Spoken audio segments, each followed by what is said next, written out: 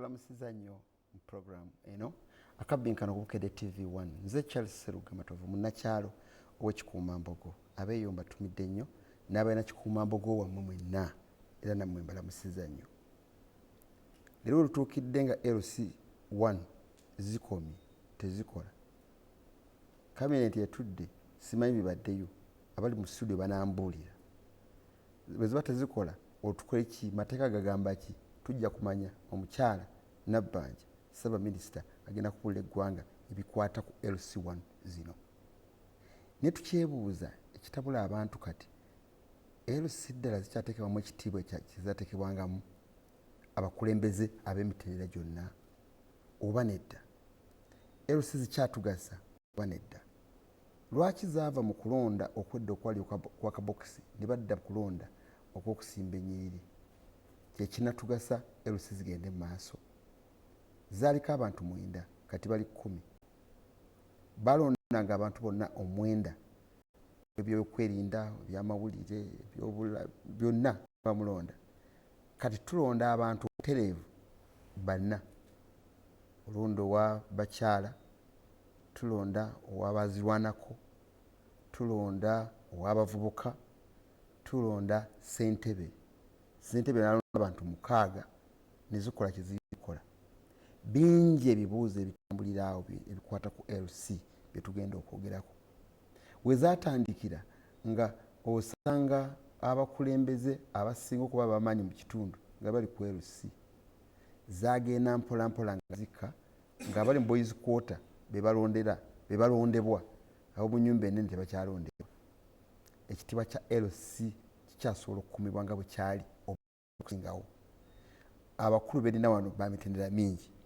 Okusooka nina MP Member of Parliament owa Nakawa East Engineer Ronald bali mwezo nsubuga sebo nkwaniriza nnyo. Abatulaba era mutuliza ni musanyufu nnyo okubeera wano Akabbinkano extra. Nanjagala okwebaza muganda wange Seruga olw'okumpita n'abakenkufu bano. Kakasa nti wetunaaviira wano nga tulina kye tuyize. Erinnya lya Mukama lyebazibwe. N'omukyala tumwebaza okuwakaganya n'ojja genda daddi genda oweereza eggwanga. Oweereza eggwanga. Tumunegatteko otwanirize eyaliko ssentebe w'e amanyiddwako bingi buli mwena kyamumanyiiko bye sigenda kwogerako. Omukulu George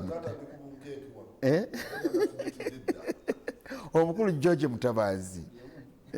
Sebo nkwaniriza nnyo. Sebo nange abatulaba mbalamusiza nze siina benjagala kulamusa kubanga siringa bano saagala bululu muli mutya mwebale ne sijja kutumira. Twagala bululu? Situmira basina bentumira. Twagala bululu? Togenda kuddamu kwesimbawo? Nedda ssebo.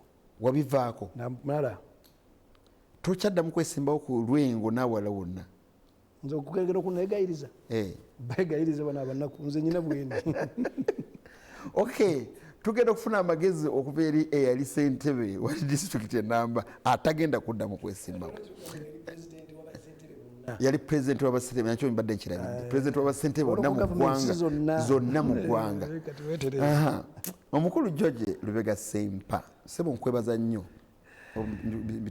ntabudde amannya. Gw'oli Bashiri oli George ono Bashiri musajja waffe. Bashiri Lubega Sempa Member Parliament owa Mubende Municipality.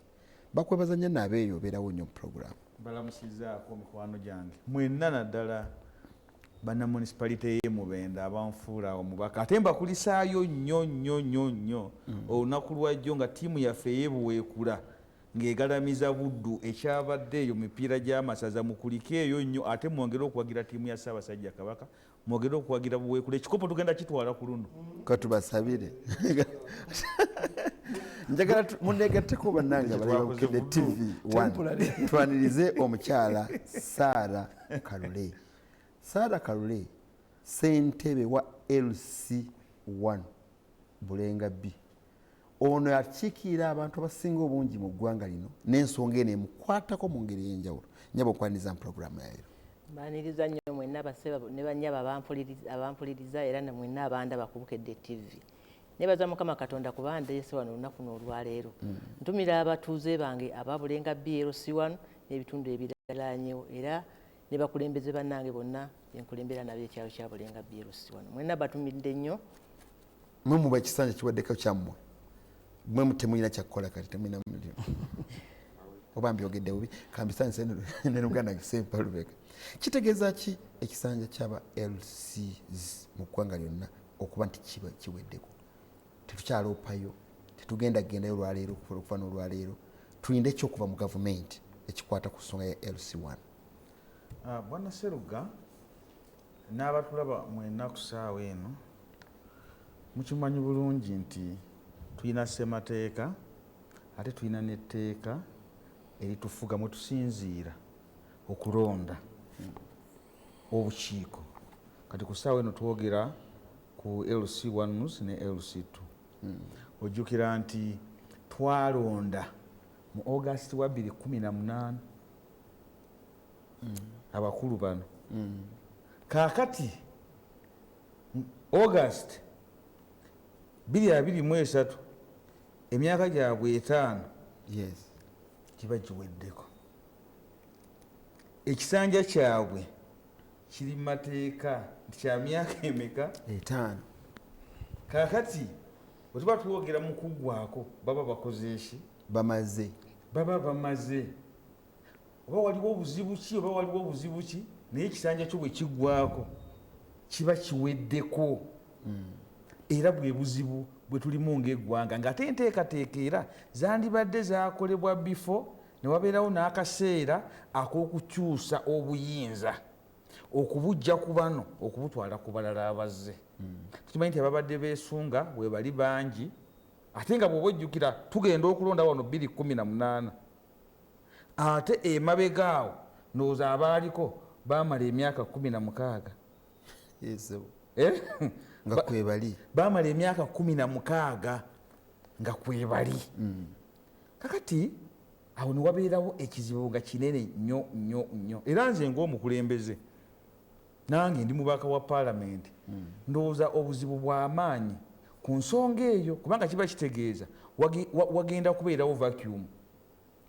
Embeera egenda kubeera etya mu kaseera kano nga tewaliiwo bassentebe aba LC1 ne LC2 ate nga mu kuzimba obukulembeze mu ggwanga lyaffe bulooka ezitandika nti ozimba ogenda waggulu uniti esooka wansi yeeno kwetuzimbira netugamba nti LC1 LC2 LC3 abantu bano ng'ogyeko n'ekyo LC1 zino ne LC2 kooti.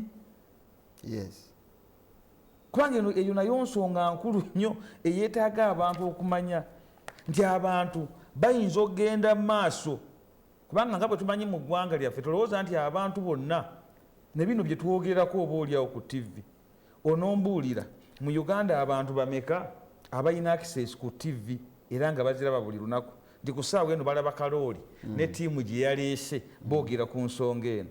Bantu bameka abalina rediyo naye bantu bameka abalina rediyo ng'era balina n'amanda nga baziwulira buli lunaku nga basobola okugoberera buli kaseera ki ekigenda mu maaso. Njagala kulowooza tulina ekizibu kalooli n'abatulaba kitya nti ku ntandikwa kubanga ebigenda bibaawo nga kiri kyeggambye nti kakati tutuuse ku ssaawa eno ekisanja ky'abantu bano kiweddeko tebalondeddwa abalina okujja mu bigere naye ne bano bagenda okujja ate abaaliwo baamala emyaka 16. Kitegeeza nti waliwo engeri gye kiri nti gavumenti erina value gyetaataakinze bulungi ku bantu bano naye nga entandikwa yaakyo eyinza okuba ng'era eviira ddala eri mabega ne mu ssemateeka waffe okubeera nti ensonga eno eya local councils zetwogera kati yandibadde ddala re-entrenched mu constitution kyandibadde kituyamba kinene nnyo nnyo nnyo nnyo nnyo singa kyaliyo nga bw'olaba nti olwaleero memba wa paalamenti bw'afa naku 6 myezi 2 oba gavumenti yeewola oba ekola ki kubanga kino kiri entrenched naye chairperson bw'afuna problem oba LC5 oyinza okulaba nga mugenze paka mu Kisanja anti chairperson aba n'omumyuka we ate memba wa parliament teba na mumyuka we naye si ensonga kubanga era omumyuka si gwe balonda mu kifo ekyo omumyuka gwe wamulonda omumyuka gwe wamulonda kubanga omumyuka wa wano taba deputy abeera vice kubanga deputy yabeera running mate so ogamba nti naye okulonda ku bukiiko bwa LC1 kiraba entrenched mu constitution nekibanga kiri clear nga tekyesibako naye otaddemu okutya kondeeteddeko kwendowooza nti wadde bali bafuga emyaka 16 nga bwogambye bano nga bakamala tebanaweza na myaka gyabwe 5 giwera mwezi gwa 8 omwaka guno then ssemateeka asobola okutereza prime minister asobola okujja enkya mu parliament ewammwe tetugamba nti no bali bafuga emyaka 16 nti kirungi si kirungi kankubuulire nekino ndowooza tukinnyonnyole bw'otunuulira enteekateeka eno nga bwe yazimbibwa duplication eva ku kintu nga bwe kyali ku nteekateeka ya Buganda wano omuzungu gye yeewuunya nga azze wano nti omuzungu yasanga omwami wa Ssaabasajja ow'okukyalo ng'asobola okusiba n'abavubuka nga babakutta omusolo ne babasiba ku kaguwa ab'amaanyi nga yayina muggo respect nga kwe bafugira n'omwoyo ogwo era n'ova ku mwami w'ekyalo n'ogenda ku mutongole n'ogenda ku mwami w'eggombolola era nga buli omwani nti ono mumyuka ono mituba 5 ono gundi paka ku mwami w'essaza nga bwebakola ki nojeeno naye enjawulo nti eno ku sayidi eno mu Buganda kintu kyazimbirwa nnyo ku mwoyo n'omutima gwe bagamba ogutafa wano weetaagawo facilitation buli kimu kirina okuvugirirwa kubanga twogera ku bantu abakolera mu structures ezitereezeddwa obulungi eza gavumenti kyova olaba nze ku ssaawa eno abantu bwe baba boogera ku kintu kyogamba nti tewaliwo bageti ya kulonda kwayo ensonga gye bawa nze si gye njogerako na yokka wateekwa okubeerawo bageti y'okulonda naye ne bageti ya sustainability lwaki bwana Sserugga kankubuulire bw'otunuulira LC zino nga ezajjira nga tusoma primary n'amaanyi twaraba mu myaka gye twayira mu P1 mu P nzijukira gye nali Kawungeera primary school nga chairperson w'LC1 yajjanga omugenyi omukulu ku speech ne nemuyimba nga chairperson w'LC1 nga yazze n'amaanyi ge yayina nze nzijukira defense waffe abanda babajjukira omusajja Haji Yusuf Alevu yali defense waffe naye nga ku kyalo defense w'LC1 my friend nga ddala ngende wa chairman eyalaba obuyinza bwa LC atugerageraza n'embeera gye tulimu kakati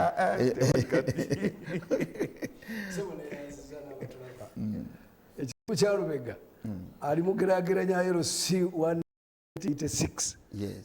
alinga ayogera ku Lwanyalaale ffe twagendanga ku Lwanyalaale mu UPC nga tuli mu primary mu basi za bazitanga UTC ne tuyimba Nyamulunga nga tuva Masaka nga tugenda okuyimba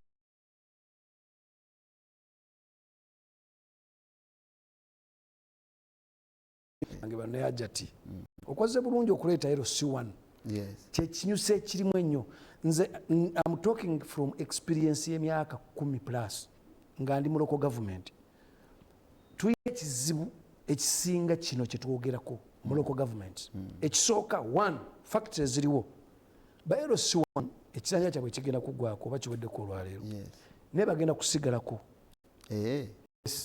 kubanga government soogera nenze ali mu government tetulina ssente okyali mu government nnyo andi gwe togoberera nze ndi senior presidential advisor on politics and security njagade kive mu kamwako ssebo and this is a security issue era mwakoze bulungi okunoonya omuntu alina experience mu local government ndi mukwogera ng'omuntu alina experience mu local government muganda wange Honorable Lubega byagambye kituufu enkya cabinet genda kutuula bagenda kujja attorney general agenda kuvaayo n'ekiwandiiko ekiraga nti gavumenti erina ssente, therefore mutugumikirizeemu nga bwe tunoonya ssente awe prime minister aveeyo n'ekiwandiiko nga kyogera. Lwaki gusime gwe mundo gusoose. LC ezino ze twazzeemu okulonda mu 2018 zaali zimaze emyaka ngono bwayogedde nga okulonda tekuliiwo, naye ate ekyewunyiza bwe bazzeemu okulonda era be bamu be baalonda bano bahajati bano onayinza okugana amazeko emyaka 2 okulonda tekuliiwo, naye ate ekyewunyiza bwe bazzeemu okulonda era be bamu be baalonda bano bahajati bano onayinza okugana amazeko emyaka 2 ngeza bugeza simanyi naye point eriwo.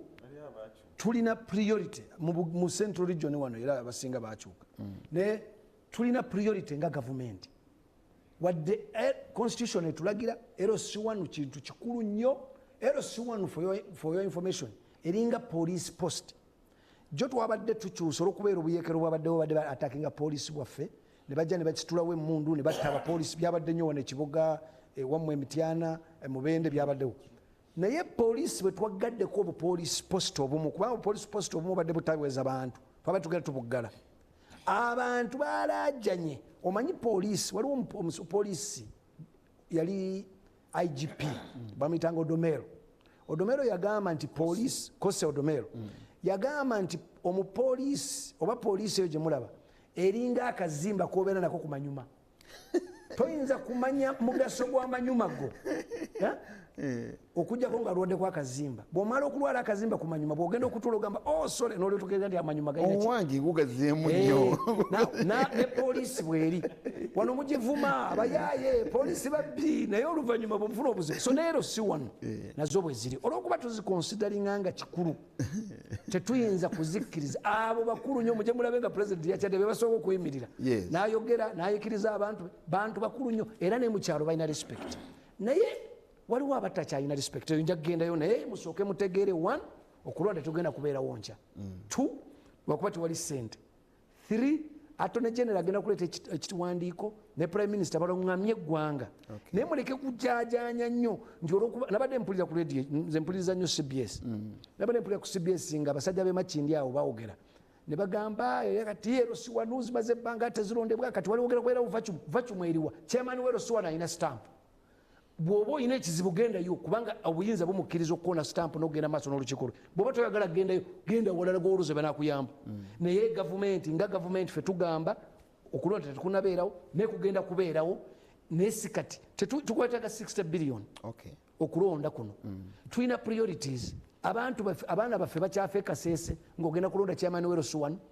Kanso kusaba okukomaawo olina kyoyagala okwongerako ekirala nkiyinza kirujja okwongerako mu kitundu ekyokubiri. Asiimwe George William ekabala soka eggomba webali mpeereza message ng'ogamba nti weesiga ow'ekitiibwa Nabbanja ajja kuvaayo enkya alungamye eggwanga ku nsonga ezikwata ku LC1 n'okulondebwa era akakasa nti ajja kubeera mu paalamenti olunaku lw'enkya.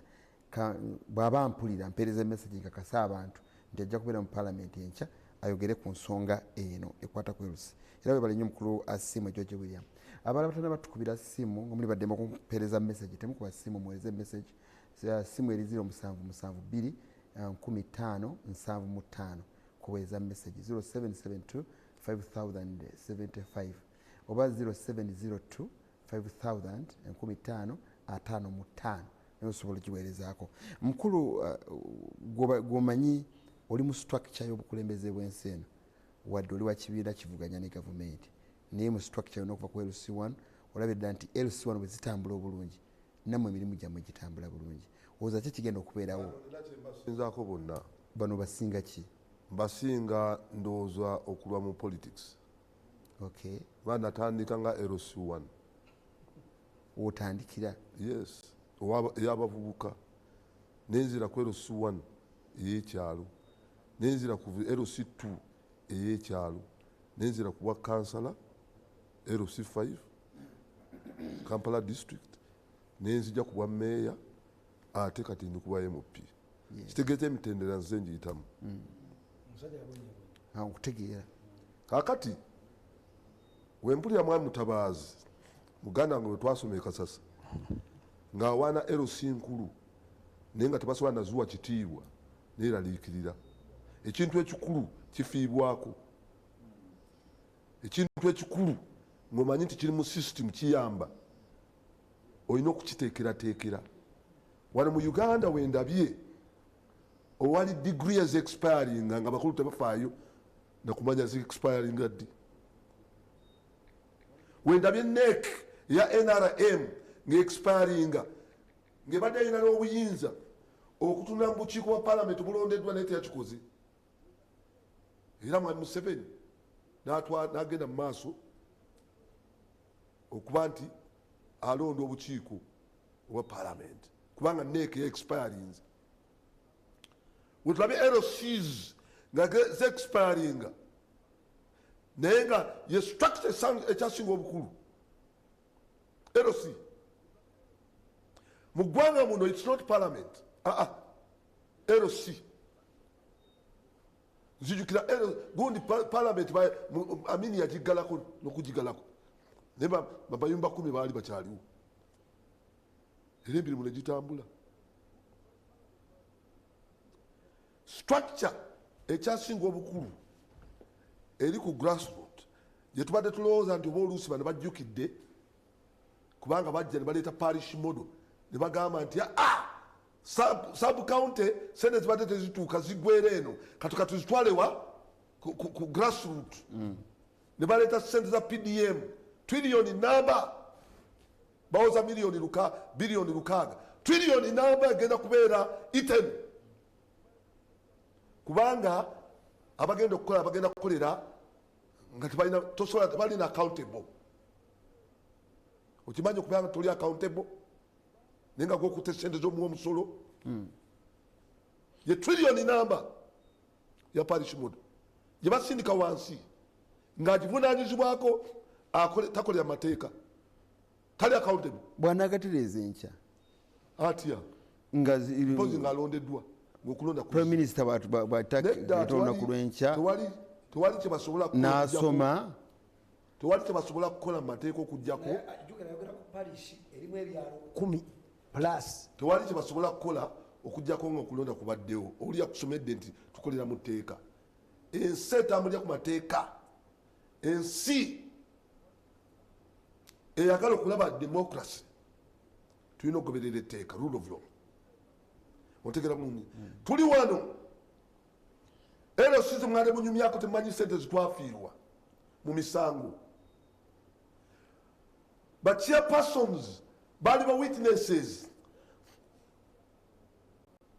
ne batwala mu court babuuza chairman w'omwana ekiba kindi tell me gwakola endagaano eyo nti ye wagikola ngaani tenyayo yagwako ddi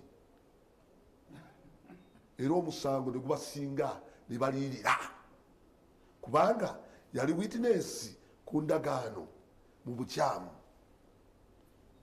LC tulina kyebayita local government courts. Twaziwadde obuvunaanyizibwa nga tukola etteeka lya Landlord Tenants Act nti be banasobola okumalawo embiranye wakati wa landlord nani n'omusenze n'omutuuze we ow'ekibanja. Landlord yayinza okuba landlord w'amayumba ne omupangisa. Era ne tugamba nti landlord anasobola okugendanga wani wa LC mu LC court byanjawulo nno LC ne LC court byanjawulo.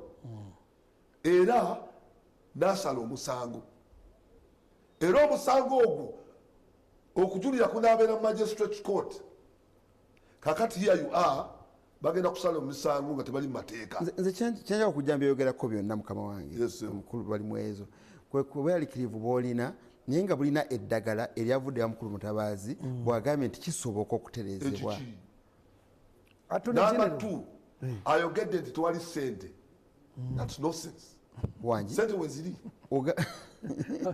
muliriza ssente we ziri waba ayogedde yatugambye biliyoni 6 saazulidde biliyoni 6 twakava ennaku ezo gavumenti neesaasanya biliyoni 3 bwatyaka sugar naye nga wawo osinga okufiirwa muganda wange wawo osinga okufiirwa ate akuba era osookuba nteziriiwo otegera bulungi nnyo. twakava okukwata biliyoni 86 okuziwa Sudiru naye nga LC teziriiwo. Gwomanyi sente zetugenda okufiirwa olwa absence of LCs. Omanyi amateeka okugenda okugenda mu maaso. NRM ete ekintu kimu nti kakati nupe ekutteyo kubanga nupe kati abantu bakyaye obateekawo kulonda bagenda kulonda banupe Kibatide kati soko Kibata imira microphone kagisa unjite emukuru byayogedde biwulite mukuru mutabazi okitegeeza essubi lyobadde otuwa nti kisobola okutereza bati kisoboka okusinzira ku member parliament engineer sagala kwakanya obi wange lwaki olwakwa obi honorable Lubega agambye twamala emyaka 16 ezo LC zaali zibeerawo zitya lwaki tizakula babijungulula mu mateeka gaabwe emyaka 16 bwe gyali ebiri oba kiziganye bikibeera ebiri LC nali mu local government tewali na lunaku na lumu lwoyinza kugamba kyekijjayo atone genero yakulira amateeka wano yagenda okujja alungamye agambe nti okusinziira ku kyetuliko ne constitution yaffe twagala kulekawo vacumu tugenda tubongeddeyo obuyinza kubanga mwe muliwo tetulina ssente kati naye bwe tunafuna ssente tujja kuna tulonde mukulu begwe nakyo badde ogamba njagala omuwabuzi wa pulezidenti ensonga z'ebyobufuzi ate nga senior waliwo ebintu bye tuba twogera ng'oli ku TV ey'eggwanga nga bw'oba obyogera you speak to the law tuyogera bwogezi nti gundi agenda kujja atone general w'eggwanga mukwano gwange bw'aba wakujja nsumikambi kiryowa ne bwe buba buwabuzi ng'ayagala bbuwa alina bbuwa era muteeka twogera ku kintu ekiri rooted mu constitution kyetwogerako wano nti ekisanja ky'abano kiweebwa ki abantu bamala ebbanga kituufu myaka 16 naye nga wabweru waki wabweru w'amateeka kyetugamba nti ekintu kino kirukiriza amateeka kikolebwa kitya muteeka ogenda kubanga kiringanga oli bwanagamba nti tugenda kujja tugambe nti tubongeddeyo bwana Seruga tugenda babuuza bwewabeerawo abantu ng'enjala tugeze obudde bwogabula butuuse okujja noyongerayo obudde bw'okulya oba tosolovinze problem n'enkomerero ne balya waliwo abalina okukalapusingira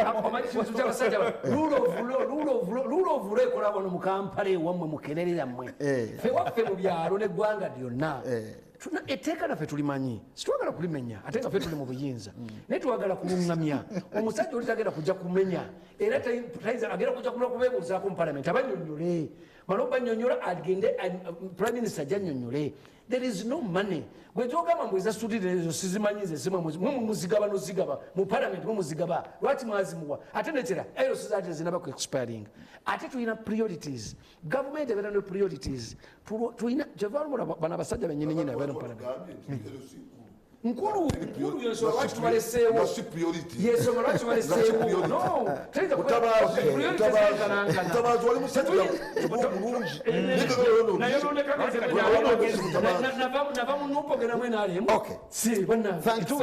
mwebale program mwami gundi waweereza message mwami mkulwani w'emitoma ompereza mulala ye Eddie kansala w'emitoma yampereza message eno n'agamba LC zijja kukirizibwa okukola kubanga era zirina obuvunaanyizibwa bukulu tebusobola kuzibwawo temukitya era prime minister ajja kujja mu parliament ategeeze mbu abakulu bano ababiri MP baliwo mu amagezi gemusobola okuyitamu okutereza ensonga kati kangendewo omukyalo obwedda mulesasirisa kuba twala ku level eddako level eddako tumaze okukikirizaamu tukiwulidde nga bakyogerwa balaze reservation abakulu abatu abaloze balaze obukulu bwa LC1s ne bagamba nekibatatadde mu kyalanze kyembadde njogera okwongeramu nti abenaale mu kitu kyebasinga okutegeera nti kyamaanyi ekyenjawulo kyebakola ekiterezeza ebyalo byonna ziri LC era tukumaliriza ku nsonga eyo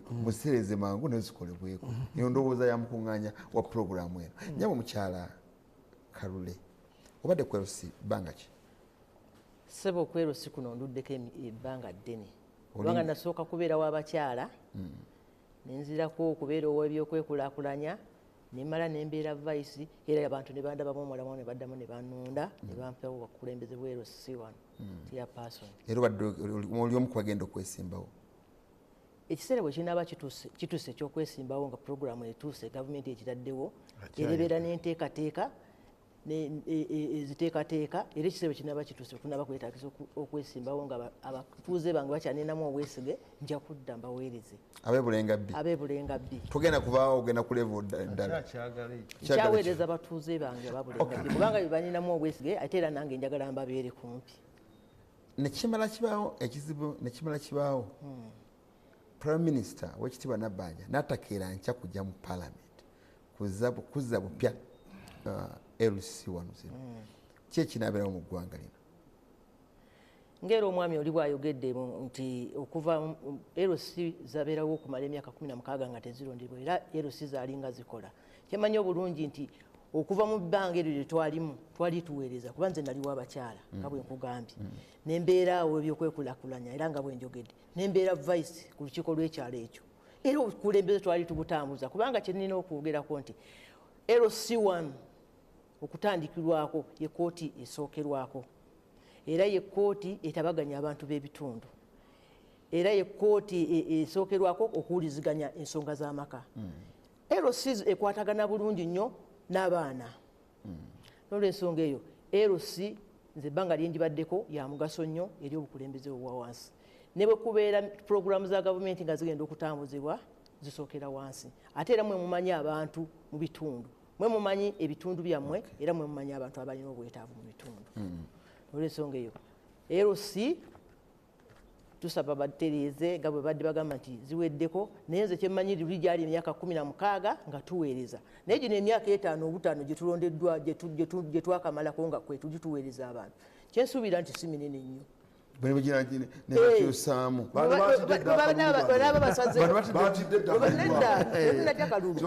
bwebanaba basazeewo ogamba nti enkya kukeera kulonda era tujja kwanirizibwa okulonda kubanga waliyo n'abalala abaagala okweteekateekaokwesingawaye baba tebagambye nti mukyeyongera tewali muntu asobola kukuwa kugamba nti ogira weeyongerayo otandika okuba nga okyawaweereza tegwe n'ogamba nti sijja kukeera nkweyanziza nyo nyaba omukyala okakasako kuli nti emyaka luli zamala emyaka na 17 in fact si 16 17 kati zibadde zirina kugwako leero tudde enkya tezirina kubeerawo tukitwali mu kirowoozo kyemutaddewo ekyokugamba nti Prime Minister ne Attorney General bajja kujja mu Parliament kyetwakasa nti abakafa ba Parliament abali mu programu eno tulina omukulu bali mwezo engineer ne muganda wange Lubega mujja kubeera mu Parliament enkya era mujja kukola ndowooza mujja kukola ekisoboka LC zaffe zibeerewo okusinziira ku lubwazo ekisoboka kyonna kijja kukolebwa mu mateeka.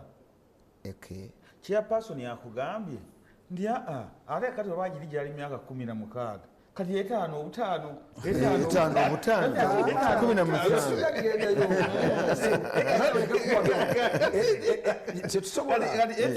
kati ngaalinga agamba ndi okulonda ne bwe kutabeerayo ffe tujja kuweereza naye mu mbeera eyo ki kye tuba tuzimbye bwana Sseruga n'abatulaba omuntu yenna eŋŋombo yaffe ebaddewo buli kaseera ne President Museveni ekintu kyatunda n'asala disitulikiti empya n'asala amagombolola amapya n'asala constituencies empya nga tugamba nti tutwala services closer to the people.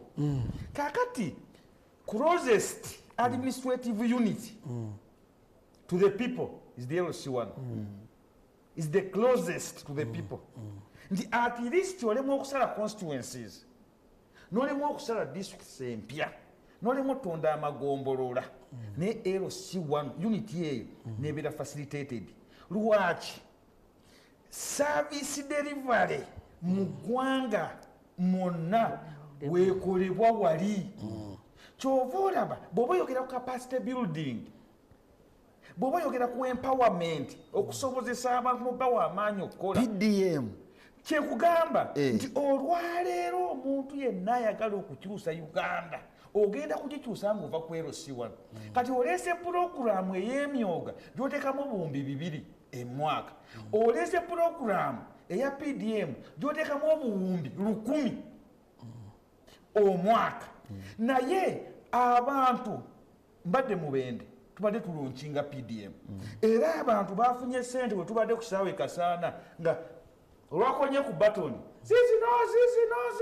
zizino essente zino abantu bwe twafuluma ekyankwanzi twakkaanya nti PDM omuntu agenda okumala n'essente emyezi 24 grace period nga tomutataganyiza ekyo president yasalawo ate ozibanjira emyezi 12 emyaka 3 mu mbeera ey'okulumirirwa abantu kuba manerendas oli ne bamuwa akakadde n'akasasulamu akakadde kamu n'ekitundu mwaka gumu naye ani agenda okulaba nti akakadde kano ketwawa mwebe ali mukakozesa kye bamugamba ani amuliko kubanga ajjukira mu PDM gavumenti etaddeemu na ssente bajeti y'okulondoola ssente zino tekola ki nti wansi abantu bewandibadde obeera nabo abali closest abatagenda nakukyajinga yensonga lwaki nfumitiza neŋŋamba nti oba bakama baffe waggulu abaali bategeerera ddala omugaso gwa LC1 baggwamu nga tebakyaliwo kubanga kaabe data yenna gw'oyagala osobola okumufuna mu budde bw'omwagaliramu ng'okozeseza abantu b'LC1 nsooka olekerawo ekitiibwa wenakattu akasigadde bwe ŋŋenze bwe nkugyeko omuzindaalo koyagala okumaliriza kyembadde ŋŋamba omwami ono ayogedde nti ŋŋambye emyaka 5 tubaddeko nga tuweereza naye kyeŋŋamba enteekateeka bw'ebanga etegekeddwa nti kuddamu kulonda emyaka gino 5 si minene nnyo gavumenti esobola okukyusa nekola enteekateeka ey'okulondesa bwebanga yasobola okukola mu giri emyaka 16 abantu nga baweereza gino emyaka sigamye nti oba kweyongerayo kyeŋŋambe gino emyaka 5 eri ekyasobola era nga batusuubiza nti bagenda kukola etteeka bagenda kuleeta balina mukyala Nabbanja alina enteekateeka gy'agenda okuleeta enkya gye agenda okusoma kyetusuubira nti kinaaba kituufu kyetulindirira naye nga sigamye nti kweyongerayo nsanyuse nnyo kubanga tweyongeddeyo kubanga waliyo n'abantu abasobola abantu abalala tunakuwadde nnyo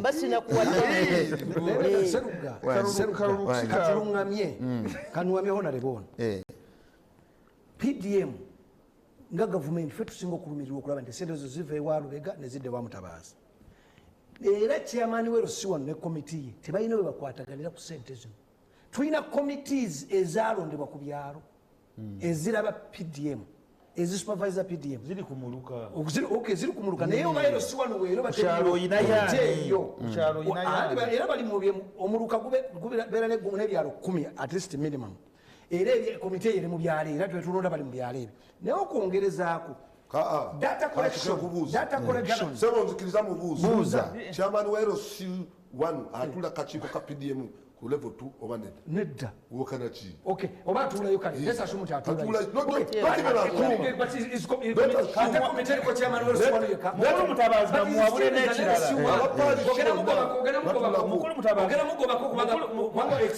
chairman wa Mutabazi kamuwabule n'ekirala chairperson wa parish development committee PDC ate chairman wa LC2 which is okay nakatundagwako wali ekimuleeta okukulira kino ajaba ogenda kuddayo olonde ati ono ati kyeteeka tugambe teeka ligenda tukwala kubanga ssentebwewo ow'akakiiko ka parish development model ye chairperson wa LC ate ajja lwakifo ekyo bafunye ssente mu bendo abantu bafunye ssente mu bendo olwaleero ne bawanika essimu bamaze ozifuna bazifunye chairman yamanyi bagenda ozirya chairman twatwogera ku data collection twakolektinga data mu PDM tumanyi ani ali ku kyalo bibiina kibiri bibeka era ssente betuziwadde begundi ne bagundi ne data yaabwe database yatugirina kyemani ne komiti ye okubeera nti bali mwezi ataddemu ebyobufuzi ogamba mututidde tetutyangako nuupu nalumu bano mubatuwangula mu Buganda situluwo nti bawangula mu regions endala tulina regions 5 twabawangula 4 ne mutuwangula mu emu obulamu ne butambula mukkirize tubeere ffenna naye muggwamu omusaayi buli lunaku Sserugga inupe gwamu musaayi buli lunaku abasajja bano buli lunaku bafeeba baluwa ntwalabe bakansala boza amasowaani mu America. Please ebyo tuleke bigendamu, twagala tulabe ngeri ki temporarily vacuum weeri tegenda kubeerawo, tewagenda kubeerawo vacuum n'emu, kubanga chairman wa LC1 wange ono aliwo agenda kusigala nga chairman wa LC1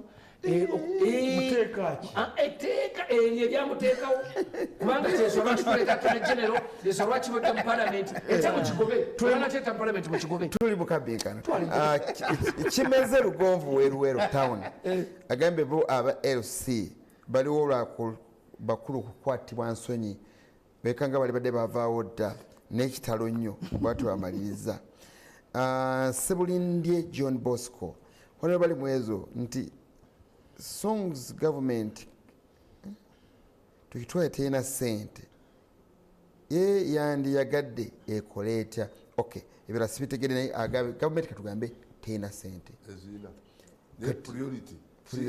naye kati tukole ki kati abakulembeze mwenna mwina kusala amagezi wetukuvaawo wano tugenda okudibetinga mu parliament teke government kuninga yanoonye ssente kulonda kulina kuba nga bwe yanoonyeza ssente ziyawoze nga ne parliament egaanye neziwola atyak sugar kino kikoleko mangu Kabeza Muhinza abeera Lutawa gavumenti ekole ekisoboka kyonna LC zikolweko. Michael Gojja Nseko okuva Munyonyo apa Mawanga mukulu gwe bali kuleeta abakulu abo ensonga z'abasentebe zo parliament erina okuteesa okukola ku gavumenti ssente zeyongerezeeko okusobola okukola omulimu gwazo. Bano batutte mu level 2 gyemajagala okugendako ebyo kati bigenda kubeera nga tukkiriza tulinda nkya awo tusigala ewo tugenda okusigala era bano abasajja bagenda bagenda mu palamenti omanyi ekizibu kyeyo kiri ku basajja bano mikwano gyange onobi wange ono muganda wange bye boogera wano si bye boogera mu palamenti olutuuka mu palamenti nga bali ebigambo era kyokola seeko mbagenda mu palamenti ya Uganda kubanga nze sirya bigambo byange akubuulira kubanga tebayinza kugamba the status quo will remain the same for several factors. Toyinza gamba nti essente biliyoni 6 we're not talking about a constituency lubega badayogera constituency biliyoni 6 okuzijja mu kitavu kya gavumenti n'ogenda okulondesa LC1 abataluwadde abatafudde nga weebali olwokuba otya nuupu please mubeere bamazima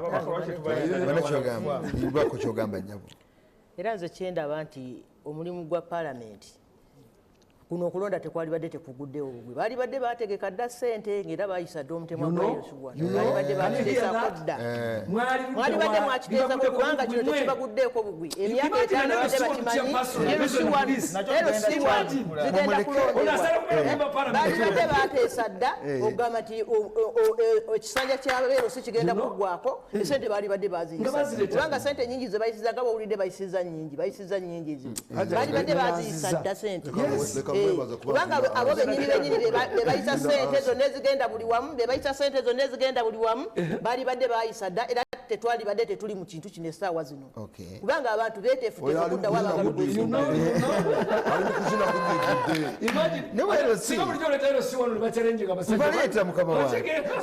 Sebo katono nnyo kubanga twagala abantu balungamye kubanga mu palamenti tubeerayo eno ensonga yajjajja ne mu kakiiko kaffe akaliga parliamentary affairs ssente neziyisibwa era kyekikuba entwalibwa ne mu budget committee mu budget y'omwaka njagala ne muganda wange mutabazi akimanyi nti parliament si ekola budget parliament ekola appropriation era kyogala parliament eringa bwolaba omukyala ewaka omukyala ewaka bwogenda okukyaza abantu ewaka bwogula kilo 2 ez'ennyama zagabula zafumba n'agabula naye mukulu Bashiri lwaki buli nsonga yonna ebanyigirizaako mukole ensonga zammwe mugigamba si yammwe mwe muyina ki yammwe yeero musobola okwogera ku nsonga ya LC tukanya palamenti yakola ogwayo ku kino mu bajeti y'omwaka ki guno gwe twogera ogutandise bwakatandika interview eya chairperson wa Ligan Parliamentary Affairs era ensonga eno yagirungamiza bulungi tife twakola kwaffe nese ne tuziteekamu ez'akakiiko parliament tekola budget is generated from local council 5 LC3 zezikola budget yegombolola egenda ku district district zikola budget nezigenda mu finance representing a budget to parliament ya approving era mu budget mu bino betulimu budget ze kulonda kuzaalimu era mu ebiri ekitegeeza ne ssente zibadde zoogerwako ezaawe ebitongole parliament yaziwa zitizali baddewo we would not be talking about 60 billion naye bano batuka mu parliament bena priorities zaabwe nabo zebakola tebakonsideringa bano ba LC1 ate kati batwefuulyewo baba considering leka kukkiriza musajja kulimbalima agenda kulimba abantu ekitegeeza byonna ebiyisibwa parliament mukulu w'emwezi obibaako boli wanuku boli w'enaali andi katubulirize Yuna chebaita budget framework paper. Ebyo tombuzabuze bingi. Bakiri. Tutatandikire. Efuna mala budget framework paperwork eva ku district. It means of finance. Nenga generated from the district. Local councils. Nga zigamba zino zo project birabe twalisabe budget. Kakati bano batukole babitesaako. Ne bagamba tukole choose priorities. Ne tachusa priorities. Na yere cabinet. Cabinet era bwe baterese bakulu mbebaziza nnyo awo njagala kuvaawo njagenda kuleva eddako mu bbanga lino nkakasa ntandise okufuna okukakasibwa kwange nti samwawo tujja kuyitawo mu mateeka Kulubega bwagambye nga tuyita mateeka tujja kuyitawo nga tuyita mateeka naye bwekyendowooza era bwali badde budde butuufu buno oba okuyitawo nga tuyita mu mateeka n'okutereeza enkola za LC ezitatereezebwa emyaka 17 gattako emyaka 5 emyaka 22 nga nze kyendowooza nti LC esobola okutereezebwa mu tteeka ng'erisibudde mu palamenti neekola omulimu gweyetaaga okukola okusaa gwekola kati nkyalowooza nze nga akola puroguramu eno ku Bukedde nti oba twalowoozezza nti LC zikolenga nga tezondeddwa mu nkola ya bibiina bingi kangungamyawo Seruka njagala baganda bange bano bategeere ng'oggyeko parliament ng'oggyeko okubulwa kwa ssente minisita waffe owa local government muteeka mu constitution emuwa obuyinza okupostponinga okulonda ku LC1 obutasuka myezi 6 minisita yekka ng'omuntu Rafairo Magezi olwaleero alina obuyinza extending election 0 okumala emyezi 6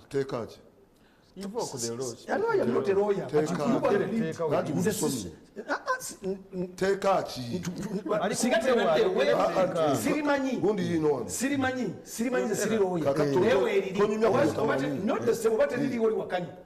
Hati kugambikitegeza tulinayo n'akalala situlinze ekyo kyokka n'akalala gye kali. Let us be honest. Kiba kitereezebwa mu nkola ebibi awo tuba tunoonyereza tubayambe tulabe engeri gye tukolamu okuva wano weziri zigende ku level eddako ejja mu ggwanga lyonna eri mu nkola ya multipartism. LC zatandika ziri mu nkola ya NRA. Yes. Nezikola mu nkola y'ebibiina ebingi era ekyata ssente nyingi okuyingira mu nkulonda kwa LC kwe kulonda kw'ebibiina ebingi ebiri ku level esookerwako tukyalowooza ffe nga bannakyalo nti ebibiina tebyali badde bingi mu nkola LC1 nze endowooza yange gye nnina simanyi oba nkyamu oba ntuufu buli mwasi ogiteesaako olowooza otya mukyala Sara Kalule ebirina okutereezebwa mu tteeka eribateekawo eri LC byolowooza kimu 2 3 ebisobola okutereezebwa LC zikole bulungi LC zaali badde tezisigama ku bibiina naye era bwe zimala okulondebwa abantu tebaddayo mu bibiina byabwe kubanga LC eweereza okusinziira ku bantu bonna abali mu bitundu weewaawo abantu bajjera mu bibiina naye oluvannyuma baba baweereza abantu bonna ab'ebibiina ebyenjawulo naye nga kyali badde nga okubeera nti abantu buli omu agira mu kibiina wabeerawo ensonga nnyingi nnyo ezibeera zitambuzibwa buli muntu aba ayagala ekibiina kye kikole kibeere nga kyekiri essaawa zino kyova owulira nti owa Nuupu alwana nnyo okulaba nti okulonda kubeerawo kubanga Nuupu bw'ebeera wansi naye nga bw'owulidde bw'agamba nti emirandira gy'obukulembeze bwonna giri wansi wano omuntu bw'abeera n'omusingi n'amasiga abeerako wasinziira naye LC bwe zitabeerawo kyova olaba nti n'omukulembeze w'eggwanga afaayo nnyo okulaba nti LC zibeerawo kubanga gwe mulandira ogusookerwako wansi ffe tumanye abantu ffe tukunga abantu era abantu bano bola ba member of parliament tebabeerayo nefe abakulembeze ffe basooka okwekwatako kulaba nga tukumaakuma abantu bo bajja buzuya ensonga lwaki bwe bamala okulondebwa tebadda tebakomawo wabula nebaza mukulu wa bimwezo nkwebaza nti mu bantu wo gy'oli naye bamemba of parliament bangi nnyo abalondeddwa mu bitundu nga basinzidde wansi ku LC1 kubanga oluba okutandika okulonda nga bakunoonya gwe omukulembeze w'ekitundu buli omu akunoonya najja n'akutuukirako owettaka anoonya yes kakati ate bwe bamala okulondebwa tebadda ensonga laki naye tumwebaza mukulu bali mwezalize mu bantu naye bamember of parliament nnyo abatazze mu bantu baabwe naye ng'ate bakozeseza LC1 nnyo okutambuza emirimu gyabwe kubanga LC1 yemanya abantu era be batuukirako okusaba obululu ne bakukwatakotulabe ate ffe febe bakonkona omukyala alwanye n'omwami n'okola ebyettaka bwe bituuka mwe bayita tebadda tulina ensonga nyingi nnyo eziri ku ground wansi ez'ettaka naye nga twolabayo omubaka nga gw'olina oziyimiriramu n'olaba ng'olwana n'otereza ekitundu abantu baffe babbiddwako ebintu wansi ku ttaka naye bamember of parliament tebadda naye twebaza abo basobola okudda kubanga gye bali abasobola okudda abazze mu bantu baabwe ne babeera wamu mu bizibu byabwe nkwebaziza nolwekyo tukkiriziganya ekisooka nti LC irimu obulina okutereezebwa engeri gye zaafuluma mu myaka ya 22 egiyize zalina obuzibu mukulu mukama wange wemubende kikiwawa olaba walina okutereezebwa LC kuno okulindako bamyezi 6 oba 3 oba 4 kwalibaddewo ng'abantu balina kibalowoozaako ekikulu kyonna tulina okutegeera omwoyo spirit eyatutwala mu kintu ky'erusiizi okuviira ddala ku LC1 eyo ensonga nkulu era ozitunuulira okuva lwe zaateekebwawo bwana Sserugga amaanyi ge zaalina n'obuvunaanyizibwa n'engeri gye zaakolangamu nekyo ekiriwo kati olaba insecurity eri mu ggwanga kati luli ffe tukuze LC bwe zibeeredde n'amaanyi nga toyinza na kuyingira kyalo ssebo tosobola omupangisa afuluma kati okumuyingiza LC yategedde kubanga security system ya buli ggwanga lyonna yesigama ku bantu yesigama ku information yekuweebwa abantu bamala okuba nga tebakyakuwa information tolina security kakati endowooza y'omugaso gwa LCs ne roolo gye zizannya mu nteekateeka yonna ey'enfuga eteeka okukomawo bulungi nnyo abantu bakitegeere buli kintu kyonna kyonooleeta kyonna kizimbibwa ku LC chairman asooka ayogere nga pulezidenti amaze okujja ku kitundu nga takyogedde kumusiga busizikazigo naye nga nsonga nkulu kubanga bamuyise chairperson era bagamba nti chairperson w'ekitundu kino pulezidenti ajje akkirize munno okwogerera wano I think that's a very good point you brought. Ngambe Bashir. Navaayo. Kiki ekyetaaga okukyusa mu LC1. Linda katono. Linda kumutabazi. Ya sukali watereke. Kubanga noba totegeera kiri nekino tojja kikola. Bw'ona omala okutegeera amaanyi twakulanga chairperson yabuuza kabuyonjo eriwe yawano akadomala k'okunaaba mu ngalo kaliwo akawano abaana bo lwaki ennaku zino tebasoma abaana bo abafamire eno lwaki tebasoma kubanga obweyagala oba toyagala nze nali sekretary wa education ku district niyala emyaka 10 naye inspector bamuwa ssente mmeka ezigenda okulambula amasomero mu ttaamu kakati inspector wansi gw'olinayo chairperson asobola okutegeera amasomero agali mu LC oba essomero eriri awo n'abasomesa abagendayo n'abatabagenda aba abamanyi ng'asobola okufiidinga information ate nga ntuufu kati bwe tumala okutegeera ekyo bwana Sserugga 1 ndi ku kyobuuziza twenkinge LCs mu ssemateeka twetaagawe okukyusa zizitowe okusinga bwe ziri covid ajje tumanyi nti bachairman ba LC1 bagenda kukola omulimu munene nnyo ku nsonga ya covid mu kitundu exactly muteeka n'emigaso gyabwe n'emirimu gye bakola nga bawandiika egy'omubaka wa parliament n'egya chairperson wa LC1 girambikibwe n'egyatunga giri mu ssemateeka n'okulondebwakwe ne bw'aba avuddewo ekyo kimu ekyokubiri njagala kukkaanya naawe n'abantu bonna abatulaba nti bachairpersons b'erosi bandibadde nga tubaleka ne tuva mu LC1 ne LC2 as administrative units. Government etandikira ku ki? Ku 3. Kati administrative units C1 ku LC1 ne 2 twandizirese nga tezesigamizibwa ku bibiina kubanga abantu bano bakolera ddala nga basemaka. Okay. Abateetaaga kwekubira era okyeraga omuntu aveeyo ajje nga zeoli gundo nagenda kusinziira ku nuupu oba ku ki oba ku ki. Ekyo nzikanya n'omuntu yenna akireka.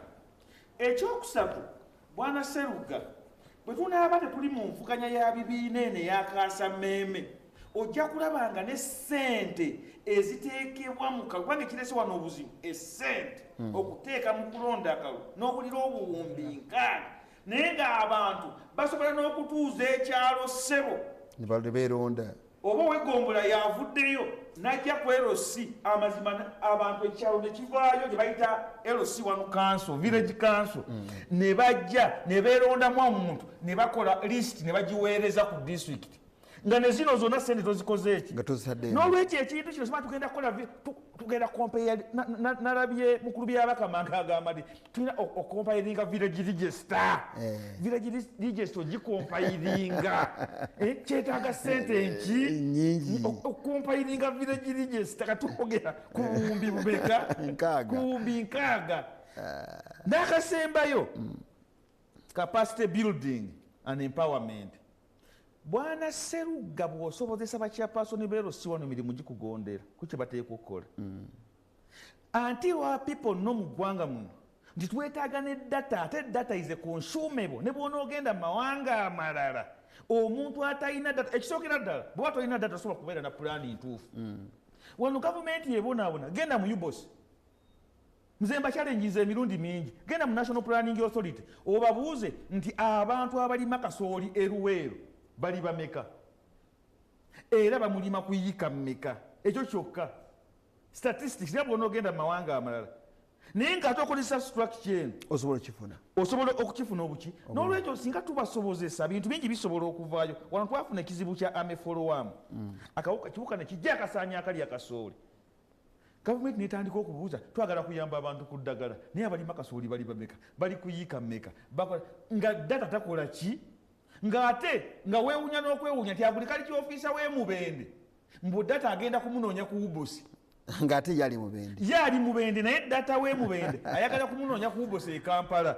N'ekirala olw'omulimu abantu bano gwe bakola tusaana okukendeeza obwannakyewa ngono bwagambye Ssentebe nti kakati ffe tubeera mu bintu bingi bamemba ba palamenti tubalaba yamanyi balina okujja bakole ki era babeere nabo mu buli LC okiwulira ate nga naye ali eri bamulondanga Ssentebe ku LC okwo takulabyeko ayinza n'okulowooza newala tokola ki toliiyo naye olw'omulimu guno gwe bakola kwegamba guyingidde nnyo mu bwannakyewa ne busukka kati bachairpersons abatali ba muzinzi kyova laba bangi boonoonese nga baagala okwesasula kubanga Ssentebe omuwa omutwalo omwezi omwaka gumunye emitwalo 12 mu mwaka atagimuwadde asinga tunuulira omulimu nga n'omusomesa omu asomesa ku lirimu ku ssomero Ssentebe oyo waali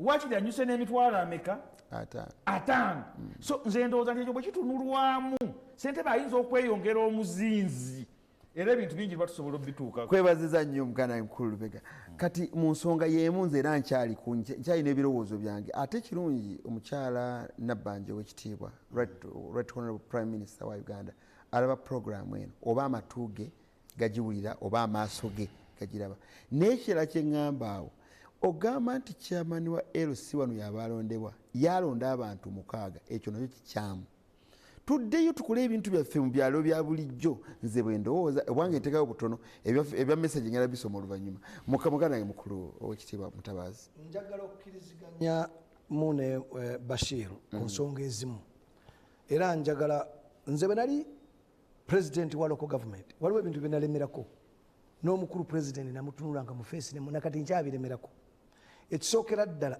chairman wa LC1 okuva ku LC1 okuva ku LC5 gye tuyita local government tubigette administrative na biki ayina kukola ki buvunaanyizibwa bwe buliwa ekisookera ddala tulina okubasetingira targets ne tugamba nti chairman wa LC1 tukuwadde ekyalo kino okuva kati ne komiti yo tetulina kusanga muntu atalina toilet mu mwaka gumu ekintu kibeerawo.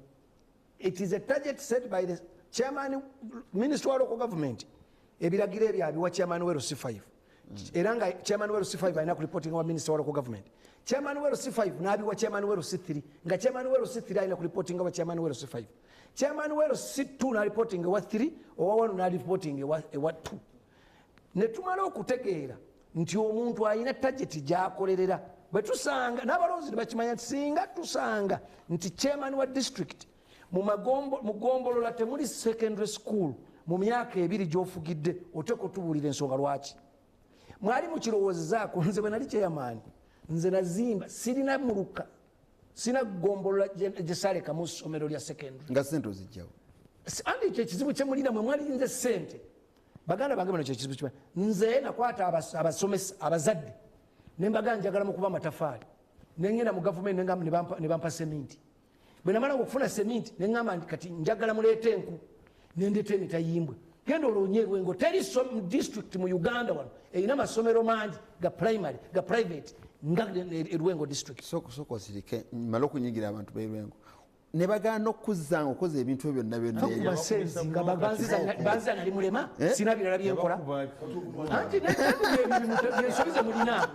byensubize mulina abalonzi ekizibu ekiri ku balonzi abalonzi mwe mundaba wala kati kamaliriza ensonga yange neŋŋamba president nekati nkyakiddamu oba kiwulira ow'ekitiibwa tulina okuteekako qualifications ku bantu bano. Qualifications ntegeeza ki? Qualification waliwo eziri educational n'eziri non-educational. Omuntu bw'abanga chairman wa LC1 titumutaddeeko buyinza oba kansala wa LC3 oba wa district nga titumutaddeeko nti qualification alina okuba nga amala senior 6. Waliwo qualification eziri non-educational. Ogenda okubeera chairman wa LC1 ku kyalo oyina eggaali yo oyina pikipiki yo abaana bo basoma oyina omukazi oba oyina babiri balabika batya ku kyalo. Okubeera kansala w'eggombolola oyina olusuku yiika emu, oyina okubeera kansala wa district oyina kalitunsi yiika 2. Kiki ekyokulabirako ojjawa ssente? Nze nabeera mu local government emyaka 10 nalabako chairman wa LC1 wa LC3 yali weekalamba ndowooza gwe nalaba n'emmoloka gye bayita Mercedes Benz haji nakati abalonzi batekwanga bamujjako kuba abalonzi sibe baagala. To be a local leader you must be exemplary. Oyina okubeerako ekyokulabirako. Toyina nte yadde evaamu matalitage ogenda kubeera kansala ogenda kansolinga ky'abantu toyina yadde lusuku lwo oyagala kubeera ssentebe wa LC1 mwe balonzi mwe n'olugezigezi lwe mulina kyova olaba mulonda abantu ababafaanana kyova olaba ebyalo tebigenda kukulaakulana olonda mutaliivu munno olonda musiru munno kati mugenda kutuuka buti kyova olaba ffe twabivaamu omuntu yena ategeera agenda kuva mu byobufuzi si busungu anti yakubanga n'abantu mbawulira kuba temutegeera mwe balonzi mwe mulina okukyusa engeri gye mulondamu abantu. Omuntu alina qualifications ki? Omuntu ewa alina toilet alina akatandaalo alina ekyenya kyakasasiro aweerera abaana oyo nno yasaana okubeera mukulembeze namwe mulonda bayaye bannammwe nze tuba tulemera tubasekere nze omuntu bw'otannonda oba onyambye nze namala emyaka 10 nze nga ndi chairman wa LC5 sirina kyalo kiri mu district yange kyesimanyi ne chairman waakyo nze nasuulawo omulimu gwange gwa ssente nga basasula paundi emitwalo 3 nenzija okukolera omutwalo gumu nekino kuba nali njagala ensi yange mumulyawo mubwasamabwasami hopeless abalonzi mulina okukyusa engeri gyemukolamu ebintu. Mukulu bali mu ezo otandikidde ku noti nzibu simanyi oba bukambwe bwe bwenkana bwe bufaanana ki kyolowooza kino okutereezebwa mu nnonda LC? Bano we batyo tukola tugenda bawangula nnyo gavumenti yaabwe ebavumye naye ffe tetujja kuvuma bantu kubanga tumanyi kyekisse LC gavumenti yagala okusigalira ku bukulembeze yagala okulemera mu bukulembeze eyiiya etta ebintu bibiri ebisinga obukulu, etta education system, kubanga omuntu atamanyi tajiga. So education wemala ogisaanyaawo noba nga obuliddwa okumanya tojja kusobola kujiga. Ekyokubiri, gavumenti ero musajja webada amanyiise olya bulungi naye oli mugonvugonvu nga bwokyetereeza ono aweereza mukulu Mutabazi emessage akulamusizza nnyo agambye akusaba okomewo weesimbewo erwengo abantu bakyagala yeeyamye okunoonya akaluluko ye ssentebe gwe ssentebe akyasinza okukolera abantu kati bali mu kwejjusa lwaki ogenda komawo olabe bwe tukuyira obululu Hajat anti Hadija ekyazanga akutumira Najati neyanzeega obululu bwamuwa obwo bulungi naye wendi wano toyinza kuva mu ggulu nodda mu nsi. Oli mu ggulu? Ndi mu ggulu, nakola byamala. Ngenda kwerekerako asula mu ggulu nga wano ku bigere wano nga tugenda okugulinya emmotoka ye nga tumaliriza mukama wange. Gavumenti kyeyakola kwe kumma abantu okumanya neyagala bakulembera ekiseera ekinene nnyo bwetu bwekola, era gavumenti ese system zonna. Naye kyenandyagadde nze okuba nti kitereezebwa emu yabyogedde ekyokuba nti ensonga ya LCs local governments zonna eteekebwa mu constitution nekibeera nga bwe kiri kubabaka ba parliament. Ekyokubiri, tosobola kuŋŋamba nti tuli mu nkola ya bibiina ate ba LC bo balondebwe nga tebaloondebwa mu bibiina kubanga bannayuganda be bakola ebibiina. So tolina ngeri gyogenda kwawula munnayuganda LC nga alonda era alondebwa nogamba nti atajja kulondebwa muki njite ntya mukipooli nga enkola ya kibiina alina kubeera mu kibiina, tumwetaaga alina kubeera mu kibiina. So n'olwensonga ekyo tekijja kusoboka. Ekyokusatu, tulina okumanya nti electoral commission erina okutwala nekola olukalala. Lwaki ekola olukalala? Kubanga tulina villages ezimu nga nnene esinga district y'Erwengo, for example zone 4, nga tujja kuŋŋaanya bantu bagambe ni mujje mukuŋŋaane wano mulonde, kiri impossible. Therefore twetaaga okuba nti electoral commission eteekateeka okulonda okwannamaddala, naye ekyokulondera ku mugongo nakyo kibi kuba kireesa empalana nnyingi nnyo. Nezaali zivuddewo mukulu olondera mu bokisi ewogwe ku constituency eyo ogamba abatakulonda tobamanyi. Tobamanya, bobamanyi tobamanya era bamanyi. Era ensonga lwaki okuyambako bali mu ezo, ensonga lwaki twakyusa nga gavumenti ne tujja okulonda ku LC1 mu box. Ensonga zaali bbiri. Esooka yali akureducinga cost. Okulonda kwa box kwali tukustinga 1.2 billion 120 billion. Kati tukogera 60 billion, half of the previous money. Anti democracy naye wamaanyi wabbeeyi. Anti leero democracy wekyala nayo kukyala abantu okuyimirira bwoti mu mugongo gwo kubanga gwe kyama twakkiriza kutunula mabega okulonda okukendeze ku cost. Amaka gasakisika kwakyamaanyi naye oba omuntu ne bamulaba wali naye twakendeeza cost okulonda ku LC1 bwe kutwala ssente ezo zonna nga bw'oyogedde naye teziriwo tezinabeerawo waliwokatonga titunamukola tugende ku LC1 kubanga teriyo nyumba etandikira ku bimuli. Webale kutuweereza Mamiseruga, nze Musenero Jose ebweyale. Ono agambye munnakyalo weebale program. Nze Abdu Kagwa enakisongola LC tuzongeremu amaanyi.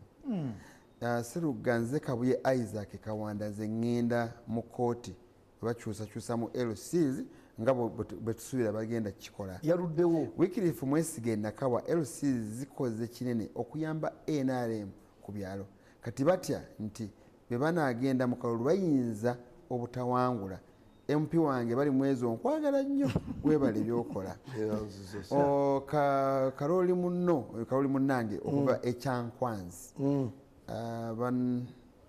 ebananywa si kituufu LCs the best kituufu LCs are the best political tool units so government erina okunonya ssente mpola mpola nga bweyenyweza ekibuuzo kiri nti parliamentarians abatulaga amateeka essaawa eno bakimanyi balemesa gavumenti ku nsonga eziyamba abantu mwami Sudi agambye omwebale program alaba RDC ne bafuuka aba LCs kubanga beewa obuyinza obusinga obwabwe ate wali badde mu mikono gy'aba LCs. Muganda Nseruga nkulamusiza nnyo era mwebale kuweereza ekibuuzo kyange kiri singa LC1 court ensalira omusango enkya era njivunaana oba guba gunsinze bassentebe bapulezidenti baffe naye babafeebya nnyo Kasozi Akiimu asinzidde Kamuli tusimba mu mugongo ssente baagala zaaki okuleka okuzibba obubbi ono tampereza message aba WhatsApp sinabagendako ku message zammwe za WhatsApp bonazo nyingi Mutabazi agumeho muganda wange balemezi Frederick nkomeho gumaho nywera agumeho beyogera abadde ampereza okay message ye wabigalo waffe Mityana abenju y'omugenzi mukulu Muzeyi Francis Binayisa bagamba nti bajja kusula mu lumbero omugenzi Binayisa genda kusoma mwezi 8 enkera nga mwenda bateeka omusika wabigalo kuuma mbogo ebiye waffe temubimanyi mubiveeko njagala gona Master Sendege ekyewanise tusobola okwongeza ekisanja kya LC tusobola okwongeza ekisanja kya LC nga tuyise mu parliament Master Sendege true era tulowooza nti bajja kgenda mukulu Kaloli webale to conceptualize of qualification of LC leaders by Mr. Mutabazi is spot on. Kindly request him to share his number or at least with me for more engagement. I need him mbwakweta okufofi Dr. Bategeka Kabagambe Wemakere University Business School yasinzidde okumpereza message eyo nti byolowooza bikulu nnyo biina Kawuma Emakindi. There are 11 LC1 and LC2's committee members, chairperson nabala, but not 10 as you earlier communicated. I thank you very much, Muruka Uma Rogers, okumpa bulaboto. Enjogere nyangu kabaka omuyita kalata. Waliwo mukyala RDC. We are in PDM. Government should hold to conduct LC1 and 2 election. Budget tawanyiza programu. Batuleke tumale kugaba ku ssente ka PDM abantu bamale okukafuna erinnya lye alisigaza naye mutegedde.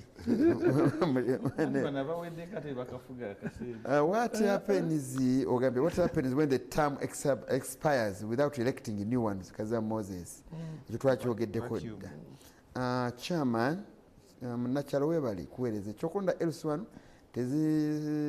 tekizanyirwako guno mulundi guzibu nnyo bwe twazonda mu 2021 twaddamu 2018 era nze kenyiru kyamuzi ali okuva ebusaabala twamala ne gavumenti n'eryoka ekkiriza ekiddako ensonga eno nkulu nnyo erowoozebweko kansembe noono Haji Lwalira ndi buyikwa ekituufu waliwo obunafu obwoleseddwa local LCs obutazironda.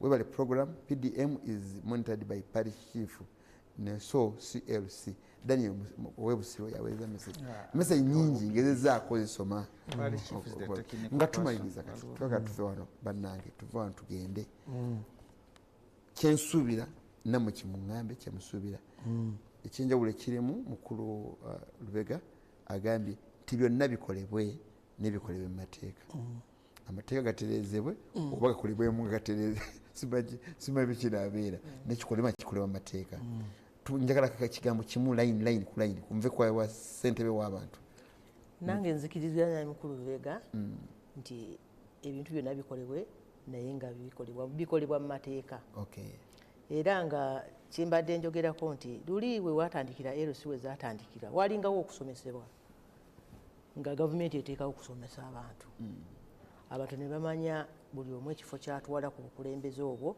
ngeri kijagenda okitambuzaamu naye era tukirabye nga abantu bangi abajja ku bukulembeze obwo ne tubeera nabo naye nga tebamanyi mirimu gyabwe twesaba batuteerewo ku misomo abantu basomesebwe ate kati ffe bakola programu zifaana bwe twagala batuwa obuvunanyizibwa okusomesa abantu naffe tufune emirimu mu mbeera efaana bwe oba ekitera bali mwezo akasembayo kakati LC nkulu nnyo mu mpeereza eyinza n'okusinga parliament awo nno nandisabye nti gavumenti eziwe priority namba emu era okulonda kubeerewo gavumenti yatadda twatandikira ku kalulu k'abakyala gavumenti eteekamu ssente okulonda nekubanga kwa konstantya netegeera nekola risaaki yayo nti nuupu yamaze dda okuwangula nekukalamu kakati gavumenti kyeriko kyakugumaza bantu bwebanga eta nuupu then nuupu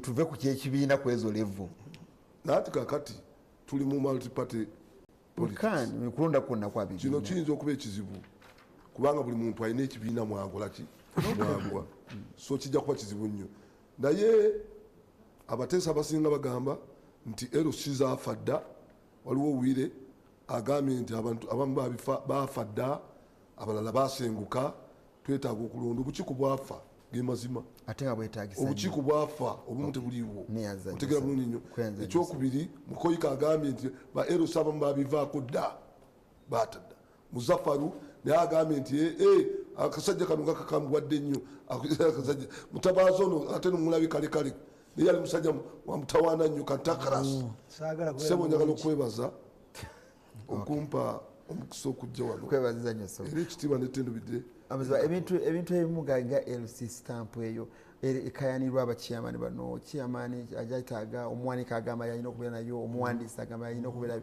byonna bitereze muteeka clearly stamp emanyibwa yina oli kyagambye teeka mukulu muganda Sempa sebo njagala kukwebaza ennyo naye njagala ndi musajja w'NRM era saagala omuntu yenna alowooze nti Bashir wajja naawa endowooza kimujjako okuba nti bw'NRM era mukulu Owana Geoffrey Tony Owana akwebaza engeri gy'osenka ensonga zo ng'oli wa kibiina kye naye nga ensonga ezikwata ku bantu oziteeka mu byeyogera ekigenda okunywereza NRM mu buyinza si kwogera bintu byawukana n'ebyo ebiri ku ground naye okujjayo ebintu netubisalira amagezi mu tteeka kyetwogerako olwaleero obukiiko bw'abakyala bwaggwako mu August wa mwaka guwedde obw'abakyala women councils zexpiring omwaka oguwedde mwezi gw'omunaana beetaaga biliyoni ameka 2 ebyo byonna bitunulwemu omusajja asinzidde eri n'atubuuza akabuuzo wano mutabazi n'angamba ssentebe wange advisor nti nga kali logiko nti abange nti ebiliyoni 6 ng'akalulu ka layini nga nazo zibanga ezigize eziyiseewo okiwulira so twagala abantu baffe bamanye nti ne bw'onojja mu parliament rules of procedure eza parliament zindagira ng'omubaka wa parliament kusoosowaza constituency nenjongerako ebirala byenjogera do they resonate very well with the feelings and aspirations of my electorate kati ekyabantu kye balina okumanya kubanga nze ekinfuula omubaka ekindeeta wano bantu bange twagala tukkaanye nti LC kintu kikulu era tukiwe obukulu obwo obukisaanira nkwebaza nnyo mukulu Mutabazi akutumidde wali Balemeezi Frederick yali kawe Kalangala nagamba gy'okyaleko Kalangala bakwetaaga nga tumaliriza Kalangala nzija mukulu Balemeezi neyanze nnyo neyanzega abantu bonna abadde batulaba toyanzege ekisookera ddala tewali kigenda kukyuka the status quo is going to remain the same and I am talking with authority obuyinza olina njogeranga muntu akola ne gavumenti muteeka naye nga bwe tulaba nti tetwagala kuteekawo gap era ti gap ssentebe w'owekyalo abaddeko yaliko enkya okutuusa lwe tunaafuna essente nange sikkiriziganya nakya ssente ezo nyingi nze ndiwe naalemu ate eryantama sagala kummanyira essente ezo tusobola okuzikozesa tusobola okugenda ku buli district netuteekako essente entono ennyo kubanga abantu baba bagenda kusimba mu mugongo ebiliyoni 6 nzabira ddala nga nyingi era tulina ekizibu mwenaremu mufefe kennyini obuzibu bwe buli awo essente tulya nyingi ate abantu abakozi temubaagala mwagala balimbalimba nze kyova olaba nava mu byobufuzi bino nze sagala siri bulyake sirimu essente zange nzeekolera so enkya okutandika n'enkya LC1 weziri ateno general agenda kuvaayo prime minister mukama wange agenda kuvaayo ajja alungamye eggwanga temubeeramu na bwalerekirivu togana agenda LC1 kubanga tagenda kukolera kyoyagala amateeka weegali tuli mu mateeka mbagambye minisita waffe wa local government asobola okwongerayo okulonda kuno okutuuka kumala emyezi 6 ekiri ekimu ekisoose bwe kinaagaana nga tukozesa teeka lya minisita so temweraliikirira mubeere bakakkamu mukama bakuume mbaagala nnyo oye mukulu Mutabazi George yali chairman w'abachairman bonna mu ggwanga ate yali w'Erwengo ebyafaayo byaffe tubimanyi byonna eby'Erwengo era nebyayogedde biwulidde olwaleero mukulu tukwebaziza mukulu Ronald bali mwezo nsuubuga abe Nakawa East batulabira era batwebalize kuweereza Sara Kalule ssentebe wa Bulenga B webale kujja wano nnyabo nnyo yakoze bulungi nnyo nnyo webale nnyo nnyo webale muganda wange owekitiibwa Bashir Bega Sempa owa municipality y'Emubende nkwebaza okuba naffe buli budde tukwetaga mu program mwebale muganda wange Kizito producer Nakimuli Tereza byonna bimulabye Hamza Tereza ebyuma ne Kandahura Tereza naye cameras kulwa bonna benjogeddeko bonna nze Charles Seruga Batofu tukolagana omundi oguddako mu program y'Akabbinkano mukama bakuume era mweraba